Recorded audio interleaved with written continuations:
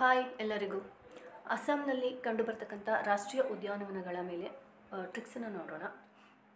ಇದುವರೆಗೆ ಬೇರೆ ಸ್ಟೇಟ್ಸ್ ಆಗಿರ್ಬೋದು ಅಥವಾ ಯೂನಿಯನ್ ಟೆರಿಟರೀಸಲ್ಲಿ ಕಂಡುಬರ್ತಕ್ಕಂಥ ನ್ಯಾಷನಲ್ ಪಾರ್ಕ್ಗಳ ವೀಡಿಯೋಸ್ ಲಭ್ಯವಾಗಿದೆ.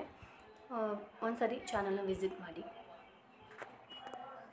ಮೊದಲಿಗೆ ಅಸ್ಸಾಂನಲ್ಲಿ ಕಂಡುಬರ್ತಕ್ಕಂಥ ನ್ಯಾಷನಲ್ ಪಾರ್ಕ್ಗಳು ಯಾವ್ಯಾವುದು ಅಂತ ನೋಡೋಣ, ಆಮೇಲೆ ಟ್ರಿಕ್ಸನ್ನು ನೋಡೋಣ. Kaziranga national park, Manas national park, Dibru-Saikhowa national park, Nameri, Orang, Dihang and Raimona national park. ಒಟ್ಟು 7 ನ್ಯಾಷನಲ್ ಪಾರ್ಕ್ಗಳು ಅಸ್ಸಾಂನಲ್ಲಿ ಕಂಡುಬರ್ತವೆ.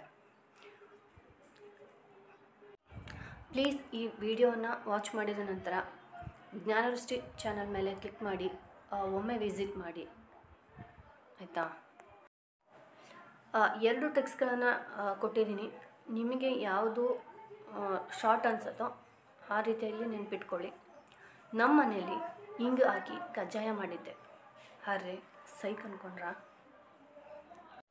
ನಮ್ಮ ಅಂದರೆ ನಮೇರಿ, ಮನೇಲಿ ಅಂದರೆ ಮಾನಸ್, ಹಿಂಗೆ ಅಂದರೆ ದಿಹಂಗ್, ಕಜ್ಜಾಯ ಅಂದರೆ ಕಾಜಿರಂಗ, ಹರೆ ಅಂದರೆ ಆರ್ ಅಂತಂದರೆ ಆರೆಂಜ್, ರೇ ಅಂದರೆ ರೇಮೋನಾ, ಸೈಕ್ ಅಂದರೆ ದಿಬ್ರು-ಸೈಖೋವಾ. ನಮ್ಮ ಮನೆಯಲ್ಲಿ ಹಿಂಗೆ ಹಾಕಿ ಕಜ್ಜಾಯ ಮಾಡಿದ್ದೆ. ಅರೆ ಸೈಕ್ ಅಂದ್ಕೊಂಡ.